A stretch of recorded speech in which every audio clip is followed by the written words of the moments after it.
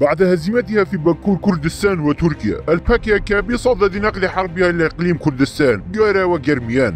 انهزم حزب العمال الكردستاني باكيكا في تركيا وباكور كردستان، ولم يعد يسمع صوت الرصاص والجريلا في المناطق المحررة منذ تسعينيات القرن الماضي، والتي كانت قواعد عسكرية للباكيكا. وبعد إهدائها لعموم أراضي باكور كردستان وتركيا لدولة تركيا، تحاول الباكيكا تحويل جبال ومدن إقليم كردستان إلى ساحات قتال وحرب لها. يظهر زعماء الباكيكا كل يوم على شاشات التلفاز ويقولون البيشمركة والحزب الديمقراطي الكردستاني لا يسمح لنا القضاء على الدولة التركية وهزيمتها، في محاولة منهم لفرض الدمار والتصفية الذي عاشته كردستان تركيا على أرض إقليم كردستان. لم تعد حرب الباكيكا في آمد، بل في آميدي وأكرم. بوطان التي كانت الباكيكا تصفها بقلب الحرب أصبحت الآن مركزا سياحيا، في حين تحولت بروالي بالا لساحة حرب. تخلت الباكيكا عن بوطان ونقلت الحرب إلى بهدنان. كاتو جيركا وكاتو مارينوس في التسعينيات لم تكن الدولة تركيا قادرة على التوغل فيها، فكانت معقل الباكيكا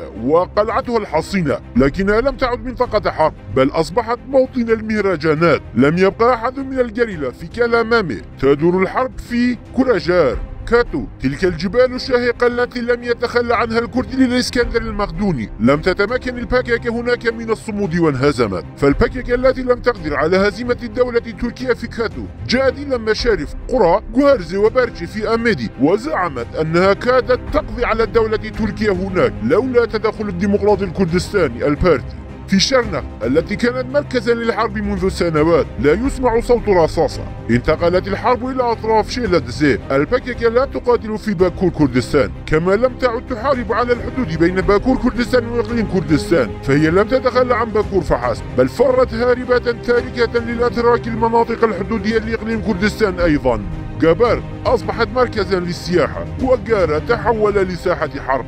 لاحظوا هذا الجبل جابار منذ عام 83 وحتى سنوات قليلة مضت كانت مركز حرب للباكيكا. كانت منطقة محررة في التسعينيات، لم تكن الدولة تركيا قادرة على التوغل في عمق جابار، والآن أصبحت مركزا سياحيا ووجهة للسياح القادمين من آمد وإسطنبول يوميا. ينشغل سكان جابار بالزراعة، وتناقب الدولة تركيا في جابار عن النفط بشكل فعال. غادرت الباكيكا جابار وانسحبت واجتازت الحدود، ولم تقف حتى في قرى برواري بالا وحفتانين، إلى أن وصلت لمنطقة جبل غارة، فأصبح غارة ساحة حرب للباكيكا. ها هم قروي قرى غارة لم يعد بإمكانهم رؤية ديارهم وقراهم منذ 30 عاما، لا يتمكنون من زراعة أرضهم وجني ثمارهم والاهتمام بمزارعهم وبساتينهم. لماذا؟ لأن الباكيكا تزعم بأنها ستقضي على الدولة التركية في غارة. فيا ترى ألم تكفيكم جابار وباستا وكاتو لهزيمة الدولة التركية والقضاء عليها؟ لم يعد يكفيهم غارة كذلك. تحاول الباكيكا تحويل جرميان أيضا إلى ساحة حرب،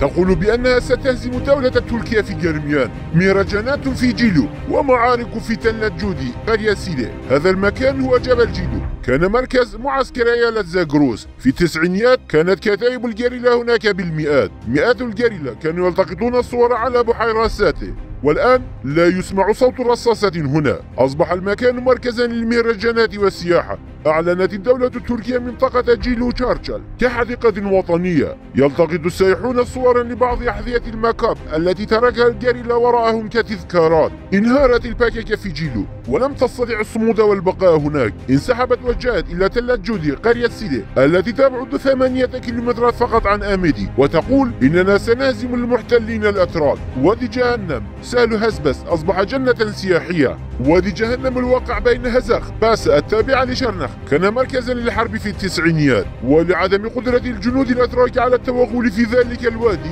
أطلقوا عليه وادي جهنم. كانت هناك نقطة للجريلا أسفل كل قمة جبلية هناك. آزر الشعب الباكيكا وساعدوها حتى النهاية. لم يعد وادي جهنم مركزا للحرب، بل تحول لوجهة سياحية لعشاق المغامرات. انسحبت الباكيكا منه وتتحدث من على جبال السليمانية عن هزيمة الأتراك والقضاء عليهم. فلماذا تحول وادي بصاغة ومنطقة سندينة لساحة حرب؟ منع القرويون من مئات الأشجار المثمرة والكهوف والمغارات الطبيعية منذ أعوام. هجر أهالي قرى وادي بصاغة من أرضهم وأجبروا على العيش في زاخو. هذا المكان هو سهل فراشين الذي كان مراد قريلان يتسابق فيه مع مقاتليه ركوب الخيل. لم يبقى هناك أي جريلا سوى البدو والسياح. هذه هي سولاف مارينوس حيث كانت الوحدات اللوجستية للبككة ترعى الغنم هنا في التسعينيات. كانت منتجع قريلان والآن أصبحت وجهة سياحية. ففي البداية تخلت البككة عن آمد وغارزن وبوطان، بعدها انسحبت إلى الحدود أي خوكورك وحفطنين برواري بالا، ثم انسحبت منها وتحاول الآن تحويل الدائرة الثانية لساحة حرب وقتال. انهارت البككة وانهزمت وفشلت أساليبها القتالية وانهزمت الجريلاتية. تريد البككة فرض هذه الهزيمة على إقليم كردستان، وكآخر فرصة لها تحاول إشعال فتيل الحرب مع البيشمركة وفرض الحرب على بيشمركة كردستان. لذا يجب على شعب إقليم كردستان أن يقول للبككة كفى.